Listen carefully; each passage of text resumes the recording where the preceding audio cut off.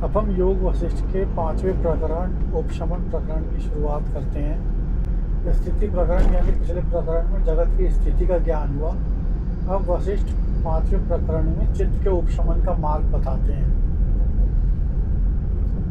उपशमन का अर्थ है वासनाओं और विकारों का क्रमशः शांत होना। यह बलपूर्वक दमन नहीं बल्कि ज्ञान की अग्नि में वासनाओं का स्वाभाविक दहन है। जैसे सूर्य निकलने पर ओस बिना किसी प्रयास के सूख जाती है, वैसे ही ज्ञान के प्रकाश में वासनाएं स्वतः शांत हो जाती हैं। वशिष्ठ कहते हैं कि उपशमन साधना का फल नहीं, यह ज्ञान की स्वाभाविक परिणाम है। वशिष्ठ बताते हैं कि वासनाएं एक साथ नहीं मिटती, वे क्रमशः क्षीण होती हैं।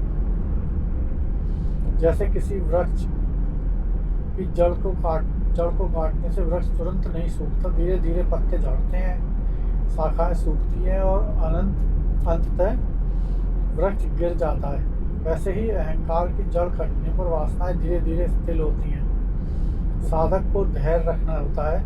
कभी कभी ऐसा लगता है जैसे साधना में कोई प्रगति नहीं हो रही, पर भीतर सूक्ष्म परिवर्तन हो रहे होते हैं।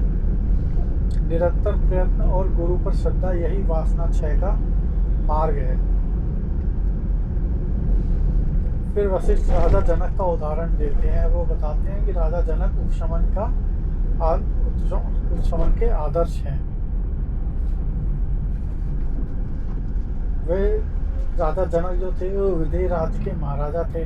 विशाल सेना थी, अपार वैभव था, असंख्य प्रजाति, पर वे भीतर से पूर्णतः असंग थे। वे राजसभा में बैठते, न्याय करते, युद्ध करते, पर उनका चित्त सदा ब्रह्म में स्थित रहता।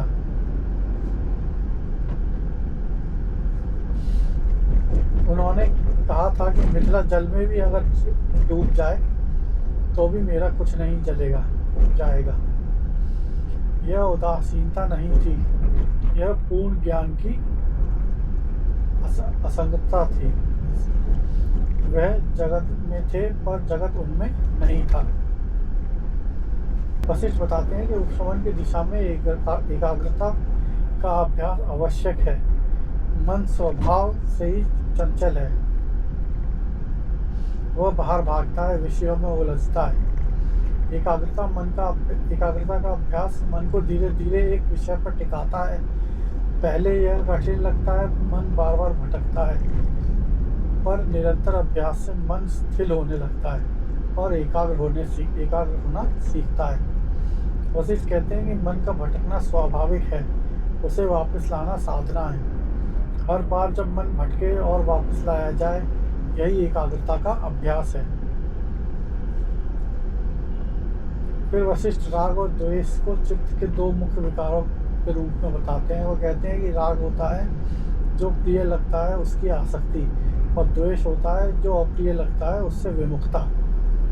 तो ये दोनों मिलाकर जीव को संसार चक्र में बांधते हैं। जब प्रिय वस्तु मिलती है तो राग, और नहीं मिलती तो क्रोध।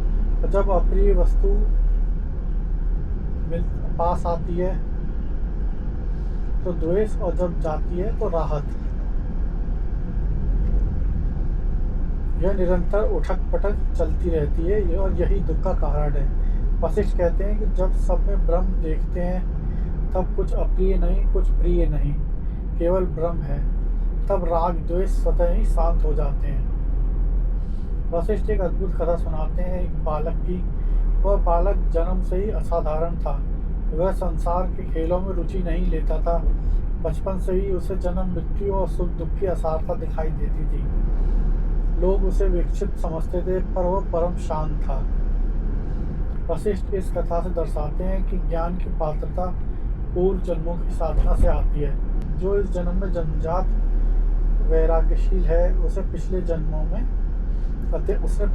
में अत्यंत गहरी साधना की होगी। वैराग्य कोई ओढ़ी हुई अवस्था नहीं, यह अनुभव से पकी हुई परिपक्वता है। वशिष्ठ सच्चे योगी के स्वभाव का वर्णन करते हैं। वो कहते हैं योगी वह नहीं जो केवल आसन प्राणायाम करता है।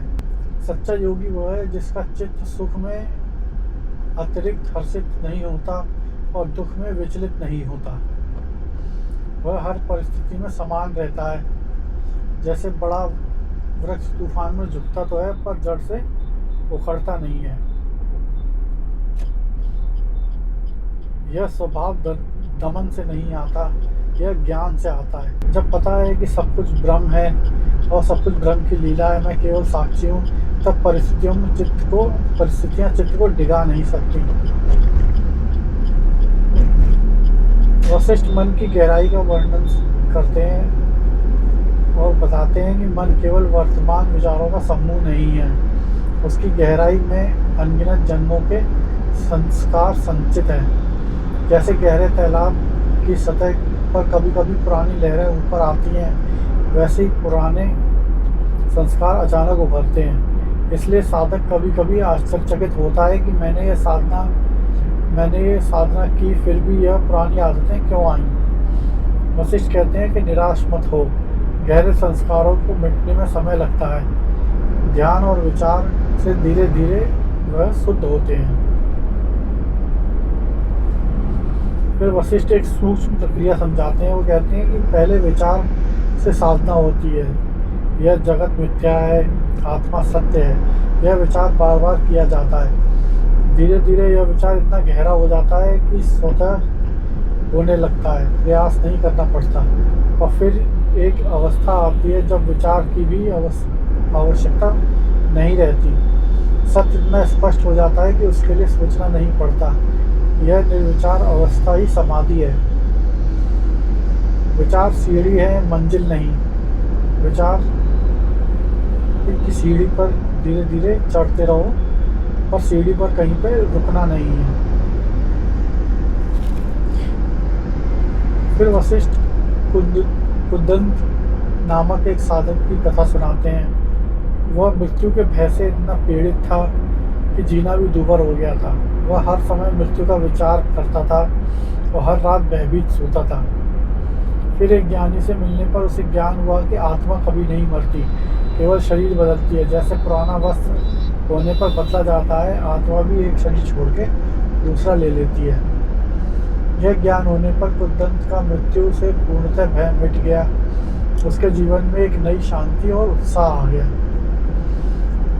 फिर आगे वशिष्ठ प्रेम और आसक्ति के बीच के महत्वपूर्ण अंतर को स्पष्ट करते हैं। वह कहते हैं आसक्ति स्वार्थी है, वह पाना चाहती है, बदना चाहती है। जब आसक्त व्यक्ति का प्रिय जाता है तो वो टूट जाता है। यह आसक्ति है, प्रेम नहीं। वास्तविक प्रेम निस्वार्थ होता है, वह देता है, बांधता नहीं। ज्ञानी का प्रेम असीमित है, वह केवल परिवार से नहीं समस्त जीवों से प्रेम करता है। और वह प्रेम मृत्यु से नहीं टूटता, क्योंकि वह आत्मा से आत्मा का प्रेम है, देह से देह का नहीं। फिर वशिष्ठ अहंकार की सूक्ष्म प्रक्रिया समझाते हैं। वह कहते हैं कि अहंकार एक सीमा खींचता है। यह मैं हूँ, यह मेरा है, यह लोग मेरे हैं। इस सीमा के भीतर सुरक्षा लगती है और बाहर भय। यही व्यक्तित्व है, पर यह सीमा वास्तविक नहीं है, यह माया की रेखा है। जब यह रेखा मिटती है तब वास्तविक व्यक्तित्व मिट जाता है और विराट में समाप्त हो जाता है। वशिष्ठ अहंकार की सूक्ष्म प्रक्रिया समझाते हैं।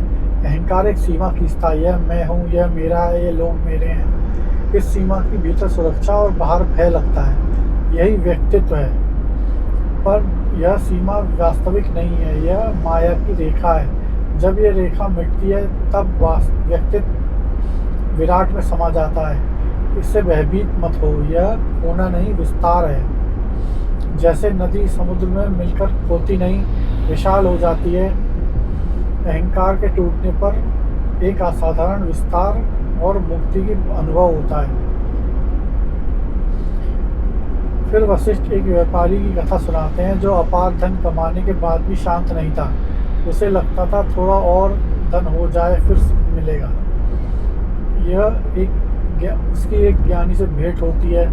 ज्ञानी ने उससे पूछा, तुम्हें कितना और चाहिए? व्यापारी बोला, बस थोड़ा सा और। ज्ञानी हंसे, वह थोड़ा सा कभी पूरा नहीं होता, क्योंकि तुम्हारी तृष्णा अनंत है।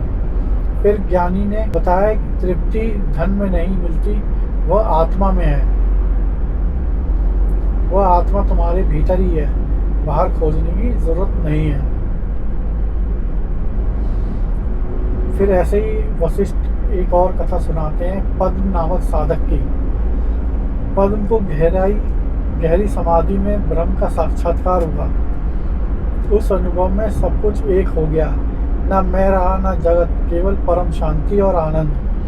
समाधि से लौटने पर जगत वैसा ही था, लोग, घर, कार्य, पर पद्म का भीतर पूर्णतः बदल गया था।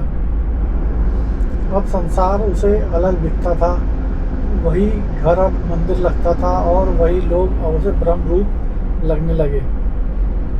वशिष्ठ कहते हैं कि साक्षात्कार के बाद जगत नहीं बदलता, दृष्टि बदल जाती है और यही सबसे बड़ा परिवर्तन है।